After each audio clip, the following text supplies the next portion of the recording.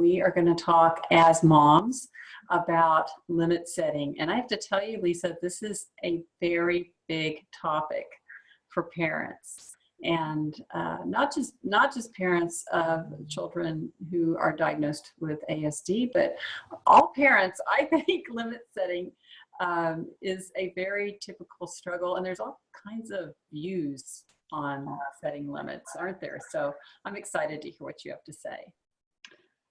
I totally agree. Thank you very much, Kat. I totally agree with you on the point that there's a lot of different views about limit setting. And in fact, I feel that it's quite an eclectic approach.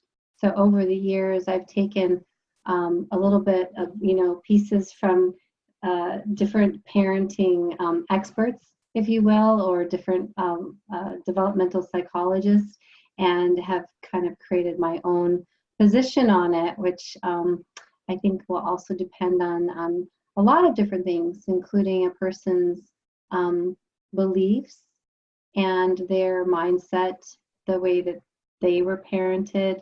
All of those things will also come into play when they're thinking about parenting. And then when you do throw in a child that may have some challenges into the mix, it can become even that much more complicated. So hopefully we're just going to raise some awareness and give some food for thought. And today is going to be just a kind of a first look at, why set limits and why they're important, and sometimes the obstacles that parents will face when they start to think about setting limits. And then we'll end up, we'll ask people to stay tuned, because we'll have a little bit more information in the future about developmental readiness, because that will vary for children with challenges especially, and as well as the how-tos behind limit setting, and being able to distinguish between a meltdown and a tantrum, which is also important too.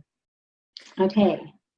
It is. It's really important. And I know you're getting ready to share your screen, but I love this topic because I think even though it's a difficult one, a challenge even for parents to have sometimes, it's so life-changing for them.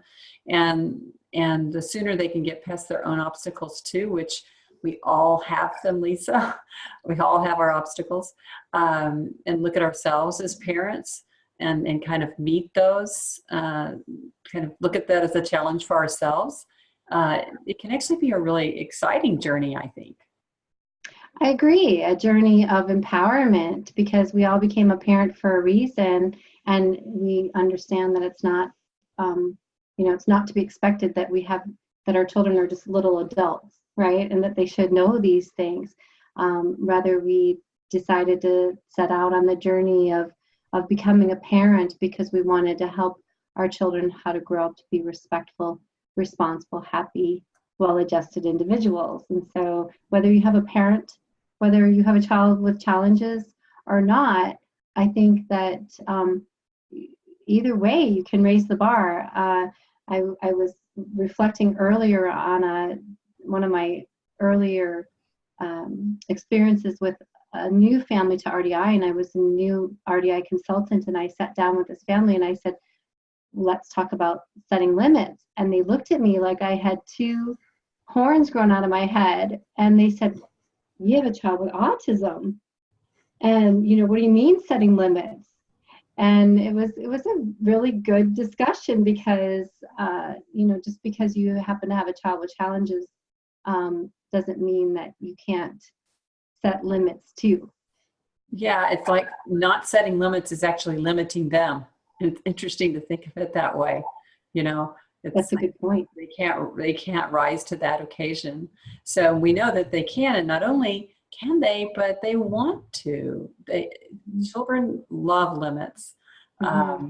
And that's kind of gets the three horns on your head when you say that. Well, they do, and they need them, and we'll talk more about that. But it's why would we lower the bar? We want to raise the bar, and if we don't, then we may happen to have children with challenges. But if we don't raise the bar,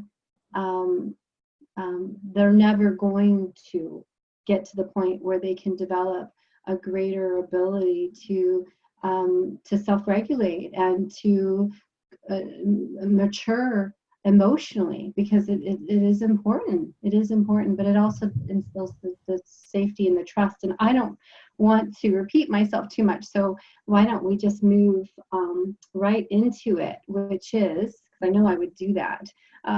But let's move right into it. So can you see my screen okay? The top reasons why parents don't set limits? It's beautiful.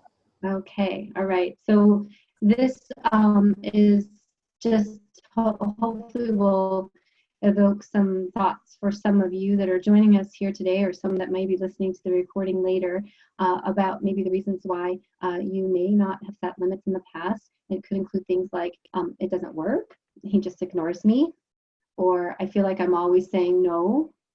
I keep trying to tell him, so maybe continually repeating yourself over and over without getting the desired results. And so you give up. I hadn't seen him all day, and so you didn't want to set the limits because you missed your child, or felt that maybe they, who knows what their day had been like prior to coming home from school, not actually realizing that a limit could have been set in the first place, similar to the family that I was telling you about, where they had no idea that they needed to set limits with their child with autism.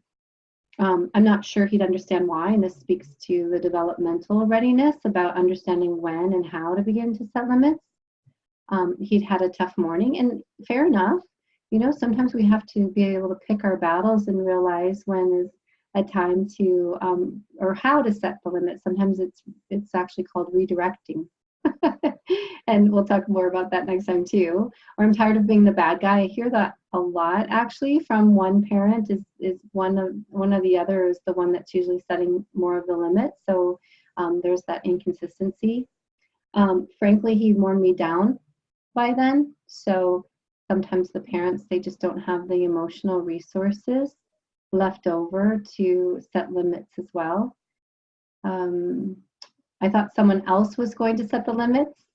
I know personally and professionally I've experienced this myself, so I can recall actually going to see professionals. I'm a parent of 2 children with challenges, and when they were young, I remember going to a psychologist, and I actually on purpose didn't set limits, but that's partly because I wanted her to see what he was capable of.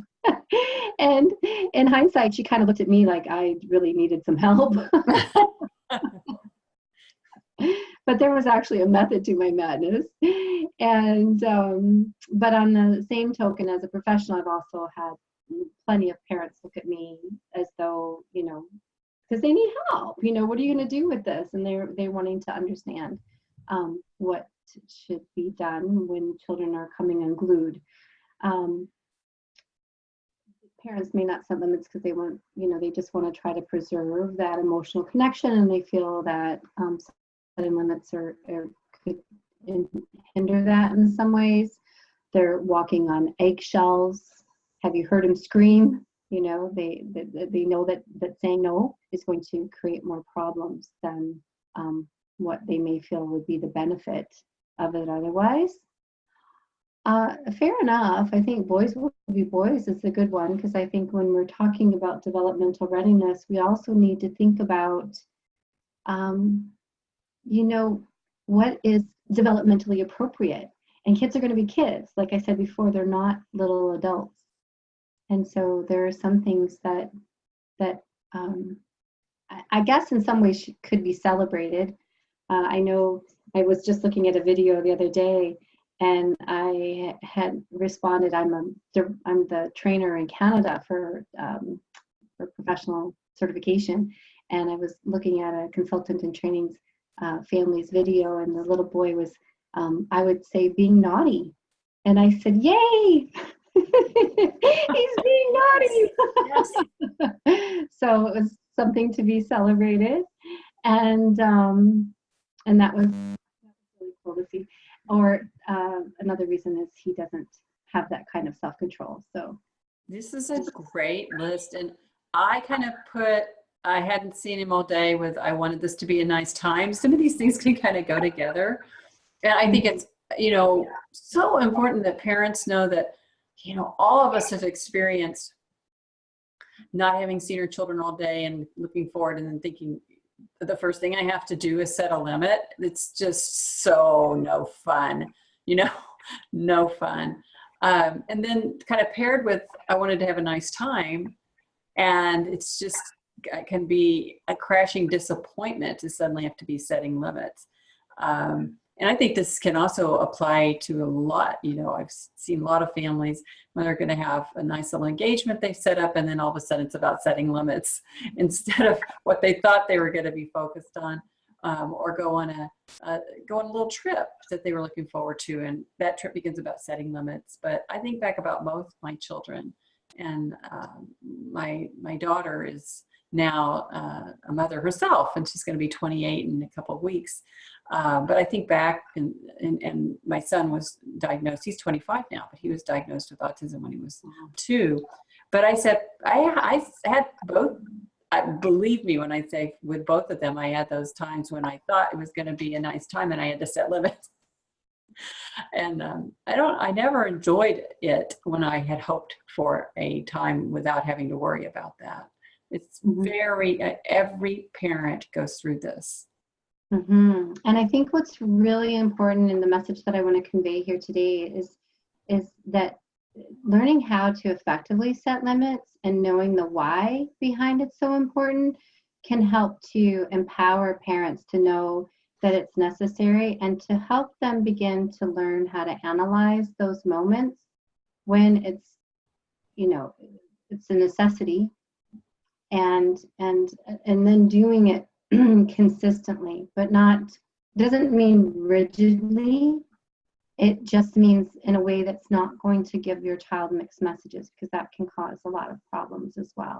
And so, yeah. One of my mentors back when my son was 2, my first mentors, reminded me, and it reminds me now of what he said to me, which was, you can't try to do everything. And so when we start talking about limits, I tell people, you've got to pace yourself. There's lots of little limit fires to put out, but that's another reason I think sometimes parents don't. They just see this big fire of limits in front of them, and they don't know which fire to put out. So they just don't put out any of them because it's kind of overwhelming, or they try to put out a lot, and that totally overwhelms them. yes. And I think it's so important to know that it's a process. It's going to take time, and that's okay. Yeah, and that's a good point too. And in RDI, it fits really well with our model, where we're always trying to work at a one step ahead approach. So one step ahead, maybe that one little piece of what your family life is about, and what you know would help provide more quality of life and some more security and some more consistency and some boundaries that are necessary for the long-term quality. And so it's just moving in that one step ahead. And so moving on to this topic, it's in terms of why it's important, it's a nice segue here, it does help to establish those clear behavioral boundaries, so that the child knows what's acceptable and what's not acceptable. And this is the second point here about reducing your child's anxiety. This is a point that I had was able to derive from some of my earlier readings. A lovely friend of mine had recommended a book to me called Parenting Your Child with Love and Logic. It's probably somewhat of an older book these days, but there was a vignette that they had depicted in the book about they had likened setting limits to this example of, picture yourself standing in a very, very dark cave, so dark that you can't even see your hand in front of your face. And I didn't particularly like doing that and creating that visualization, but in terms of the security, this is how they had depicted this idea or created an analogy around it. And so if you find yourself and you wake up and you're in this very, very, very dark cave, you have no idea where you are. You can't even see the hand in front of your face. So you get up and you start to try to roam around the space and as you touch the wall, there's a wall, because you don't know if there's wolves or lions or bears or anything on, you have no idea where you are. But imagine then if you were touching that wall and that gave you some sense of security, that you were contained in some kind of see, this is where I kind of freak out because I have some claustrophobia. But regardless, what if you were touching that wall and the wall crumbled? And you don't know if you're standing like on an abyss, or what are those spheres that are big inside a cave? Yeah. So anyway, as much as I really didn't necessarily love the analogy, it really did, obviously 50 years later, still. When you, have you ever been to Carlsbad Caverns in New Mexico? No. Well, when you go down into the great room, and I haven't been lately, so I don't know if they still do this, but they turn out the lights, and it's a cavern. So when they turn out the lights, there's no light. And it is you cannot see anything, and they don't do it very long because, that would really freak people out.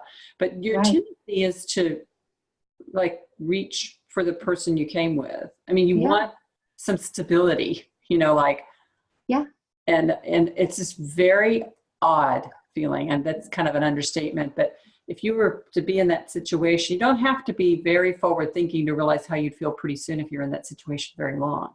Yeah. So it's very interesting feeling. I love it. Well, so maybe the authors were there, and that's why they were analogy, because you can imagine yourself how you needed the safety and the security of that person, that loved one, to actually say, like, this is okay. This is what's okay. And when my kids were little too, I used a lot of language, which, this is okay, or this is not okay, because I couldn't use too much language. It would be too hard to understand. But they did need, it definitely reduced their anxiety. And I think about it even in relationship to my own relationship with my husband, and that knowing that I can count on him, that he can provide that he can step in areas where I can't necessarily, because I don't have that competency. So think about like a child, they don't have the social finesse or the emotional or self-regulation to manage this, crazy world that we live in. But when the child has that trust in the relationship, that knows that my mom or my dad can step in and they can help me deal with this, because I'm feeling a little out of control right now, that can really reduce a child's anxiety. Really, absolutely. So I that's the way I see it. I think that limit setting is very kind and it's very loving. Yeah. If the mindset's right. I don't see it as being about punishments and rewards and consequences. So no, it is beautiful. And one other thing I was really thinking about over the years, parents have told me as we went through this process, they sometimes literally were not seeing something they needed to set limits on. Something had, I don't know if folks have heard about house blindness, but it's where you get that little corner of the room that you put a box in, or I don't know, a pile of old clothes, and you were intending to do something with it, but then it kind of just ends up staying there and you don't see it anymore. Right. And until something causes you to realize that's there, I don't know, somebody coming over to visit or something of that nature. Right. And so I kind of use the analogy, you can become behavior blind. Yes. In terms of limit setting, because your child can be doing something that you've just kind of come to live with. And I've even seen this with people with like their children screaming and having meltdowns. They don't know, they actually don't notice it. And so they become blind to that. And I think what limit setting does is, yes, it is beautiful for the child, but it's also beautiful for parents to realize what has happened to them. And it's not, whatever's going on with your child is also going on to you. Right. But your beautiful way of thinking about this also helps parents not feel judged for that, and helps them understand this happens to us and it's okay, because we're going to get into that process, and it'll help not just your child, who is the dearest thing to you, but it will also help you. Right, exactly. So it will also help to teach the child respect for and consideration of others, and of course to help further their abilities to self-regulate. And it helps the child develop a sense of who they are, so a sense of themselves, and will reduce the child's false entitlement to relate to the parents in the alpha role, which I think is kind of almost comical in a way, because I think that this is society, and all the millennials in a sense could probably benefit from a little bit more boundaries and giving no. So Lisa said that, I didn't. yes, okay. No, I love your term, the alpha role. It's perfect. Yes. It helps to establish the parental authority, of course. And as I said, it already helps the child feel protected by someone who understands the world better than the child does. Okay. So, and as far as parents are concerned, Kat, you already touched on that. It helps you to bring order to your home. It reduces your stress and fatigue, keeps everybody safe, reduces arguments so you don't get into some of those power struggles and control struggles. It helps you feel more loving towards your family, and it increases everyone's cooperation level.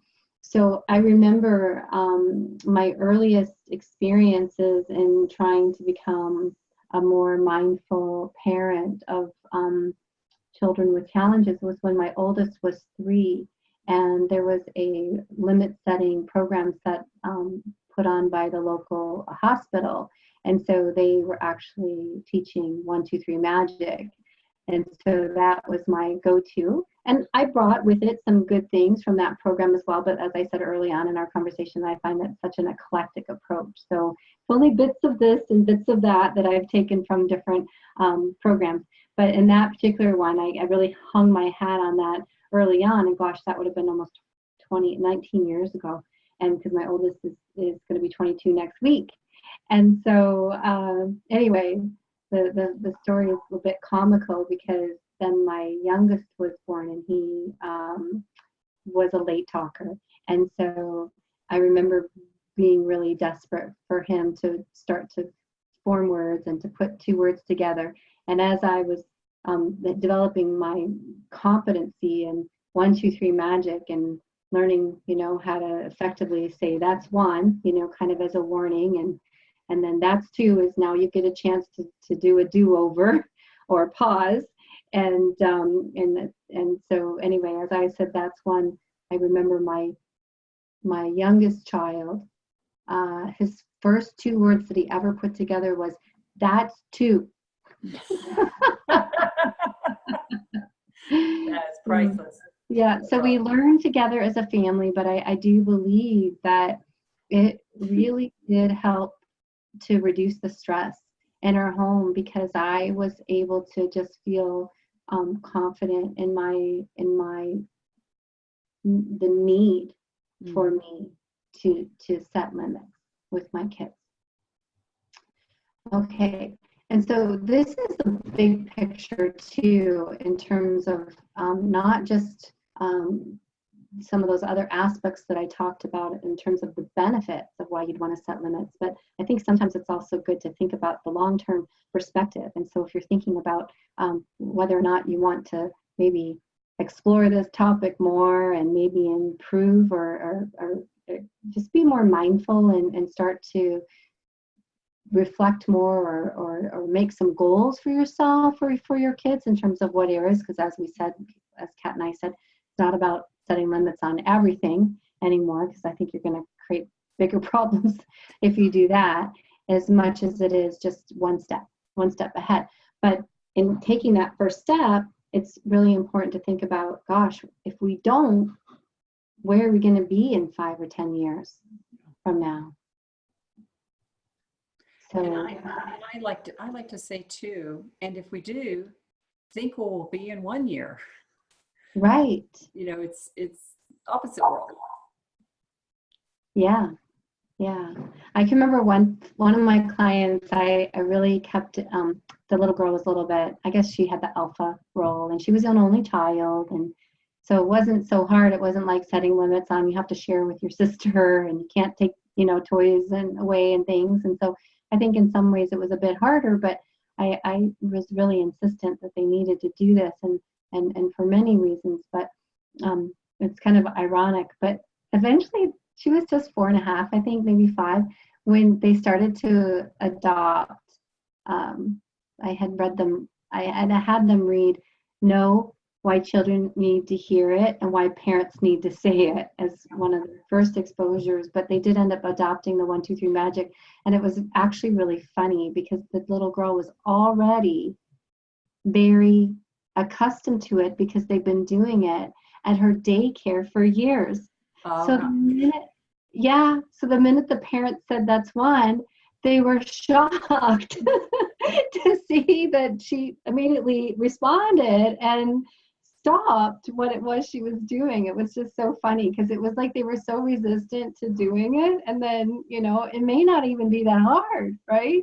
well, yeah, after Yeah. she'd already been exposed to it, it's fantastic. Yeah. Yeah. So anyway, it is important to think about what kind of family life you want to have and what kind of character you want to help your child to build. And again, like really restoring that role as the guide, as the parent. My father used to jokingly say, "This is not a democracy, this is a dictatorship." I mean, he used to do it with humor, but we kind of knew that he really wasn't joking. Well, that's why I like your who's the king and queen Yeah. of the home? Who's Yeah. entitled to be king and queen Yeah. of the home? Yes. That's funny. Well, and I remember my son, my youngest, who'd come from an intensive behavior intervention program before we had found RDI. And I remember um, that whole idea of what do I get out of it had kind of lingered for some time after we had stopped, actually a considerable period of time. And I remember one time we were going to empty the dishwasher together, and I had said, let's do this. And he said to me, he was about 7, and he said, "Well, what do I get out of it?" And I said, "You know what you get? You get to be a member of this family." That's what you get. We now know who was the queen of that home. That is Yeah, but I think that that's important, It is. because it's not about it. It really, it's. I think we're entitled. I think we're entitled, and I think that a family needs to work together too, and it's important to raise the bar and Yes. say, you know what? I love this. What I love about everything you've told us tonight is your high expectations for the children. You have Mm-hmm, such high expectations. And mm-hmm, so many times parents have not heard someone be so positive about the expectations they can have. mm-hmm. Thank you, thank you. So I jumped to this slide. It's the last slide because I'm thinking about the time, and the other topic's a bit heavy, so it's about the different types of obstacles, which we'll pick up next time. But this last slide is about really creating that mindset, which is going to wrap up tonight just beautifully, I hope, in that it's limit setting is not forced compliance. It's really about providing the clear boundaries around what is acceptable behavior to help your child develop the future ability to self-regulate. And it's about, and when we do that, we become less involved with an immediate response, and we're more interested in the child learning to use the limit we have set as a future reference point for their own behavior, because they start to understand, what is acceptable and what isn't acceptable. It's about really, I just recently had heard the term, instead of calling them timeouts, they called them calm downs. Time for a calm down, and that really sets the tone, I think, so beautifully that that we're here to support that growth and development. But then on the same token too, children do need to hear no sometimes, and I know that it's really critical. It's really important to their development of their emotional intelligence to come to that place of futility where they don't always necessarily get their way. It will help them to grow and to mature. So, yeah, I think that it's a mindset. I think if you know that you're doing it from a place of loving kindness and that this is going to help your child, then you can do it so much more confidently and consistently. Yeah, moving forward. Thank you so much for this. I'm so excited for just again, the high expectations you have for both the parents and the children. It's really exciting. And I'm going to really look forward to our next conversation when we follow up. Thank you. Thanks, Kat. Thanks, everybody. Thanks for coming.